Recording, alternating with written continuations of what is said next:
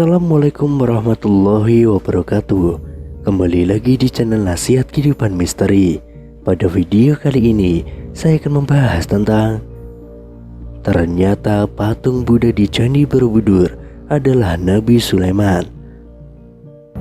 Selama ini berdasarkan buku-buku sejarah, Candi Borobudur adalah bangunan megah peninggalan Raja Sailendra.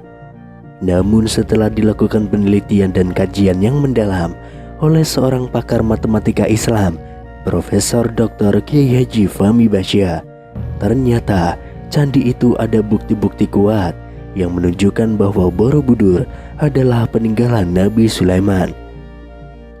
Berdasarkan referensi Al-Quran, Nabi Sulaiman alaihissalam adalah utusan Allah Subhanahu wa Ta'ala yang diberikan keistimewaan, yakni mampu menaklukkan seluruh makhluk ciptaan Allah, termasuk angin, binatang, dan jin atas izin Allah. Nabi Sulaiman diperkirakan hidup pada abad ke-9 sebelum Masehi atau 989 sampai dengan 931 sebelum Masehi atau sekitar 3000 tahun yang lalu. Sedangkan Candi Borobudur seperti yang ditulis dalam berbagai buku sejarah nasional didirikan oleh dinasti Sailendra di akhir abad ke-8 Masehi atau sekitar 1200 tahun yang lalu. Jadi, jika mengacu pada buku sejarah itu, rasanya tidak mungkin jika Borobudur itu peninggalan Sulaiman. Rentan waktu keduanya yang terlalu jauh. Nabi Sulaiman hidup di masa sebelum Masehi, sedangkan Sailendra setelah Masehi. Tapi yang menjadi tolak ukur Fahmi bukanlah waktu, karena sulit menentukan waktu yang tepat untuk sebuah peninggalan yang umurnya sudah berabad-abad. Lalu yang jadi barometer Fahmi adalah fakta relief yang ada di Candi Borobudur. Sebab jika relief diteliti, ternyata mengandung cerita, dan cerita itulah yang disandingkan dengan fakta referensi Al-Quran. Di sekitar Candi Borobudur ada beberapa candi lainnya, yakni Candi Pawon dan Candi Mendut. Beberapa kilometer dari Candi Borobudur ada Candi Prambanan, Candi Kalasan, Candi Sari, Candi Pelausan, dan lain-lain. Ciri-ciri yang ada di Candi Borobudur dan daerah sekitarnya ternyata cocok menjadi bukti sebagai peninggalan Sulaiman. Seperti yang diceritakan dalam Al-Quran, diantaranya adalah mengenai hutan Sabah atau negeri Sabah. Makna Sabah, nama Sulaiman, buah maja yang pahit. Dipindahkannya istana Ratu Sabah ke wilayah kekuasaan Nabi Sulaiman, bangunan yang tidak terselesaikan oleh para jin, tempat berkumpulnya Ratu Sabah, patung kematian Sulaiman, dan lain sebagainya.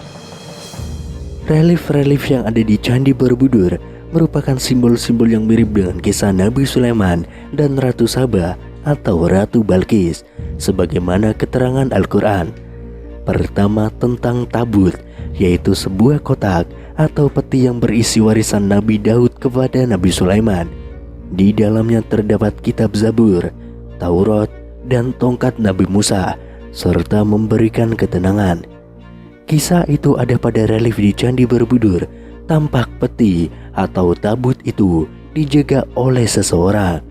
Hal itu diceritakan dalam Al-Quran pada Quran Surat Al-Baqarah ayat 248. Dan Nabi mereka mengatakan kepada mereka, sesungguhnya tanda ia akan menjadi raja ialah kembalinya tabut kepadamu. Di dalamnya terdapat ketenangan dari Tuhanmu, serta sisa peninggalan dari keluarga Musa dan keluarga Harun. Tabut itu dibawa malaikat. Sesungguhnya pada yang demikian itu terdapat tanda bagimu jika kamu orang yang beriman. Quran Surat Al-Baqarah ayat 248. Pekerjaan jin yang tidak selesai ketika mengetahui Nabi Sulaiman telah wafat. Quran Surat Sabah ayat 14. Saat mengetahui Nabi Sulaiman wafat, para jin pun menghentikan pekerjaannya.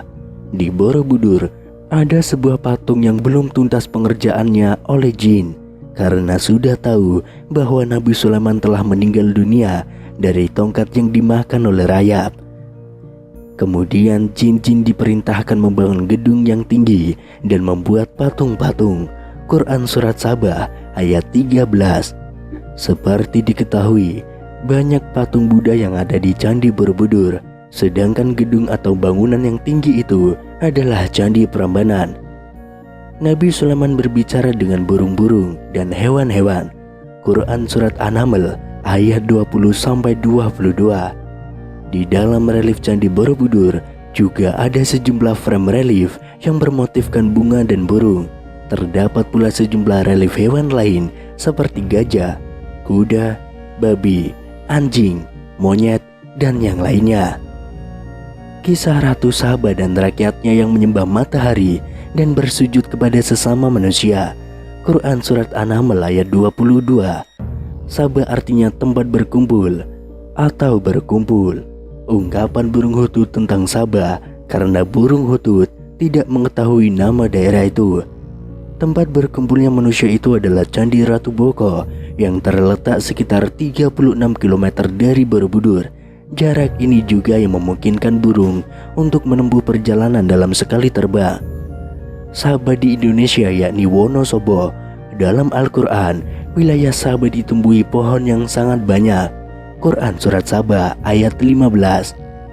Dalam Kamus Bahasa Jawi Kuno yang disusun oleh Dr. Maharsi, kata wana bermakna hutan.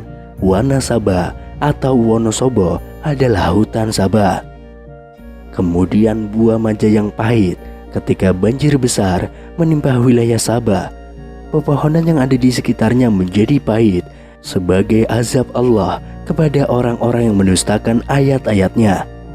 Tetapi mereka berpaling, maka kami datangkan kepada mereka banjir yang besar, dan kami ganti kedua kebun mereka dengan dua kebun yang ditumbuhi pohon-pohon yang berbuah pahit, pohon atsel, dan sedikit dari pohon sider. Quran Surat Saba ayat 16. Nama Sulaiman menunjukkan sebagai nama orang Jawa. Awalan kata Su merupakan nama-nama Jawa, dan Sulaiman adalah satu-satunya nabi dan rasul yang berawalan Su. Nabi Sulaiman berkirim surat kepada Ratu Saba melalui burung hutut. Pergilah kamu dengan membawa suratku ini. Quran Surat An-Naml ayat 28. Surat itu ditulis di atas plat emas sebagai bentuk kekayaan Nabi Sulaiman. Surat itu kemudian ditemukan di dalam sebuah kolam di Candi Ratu Boko.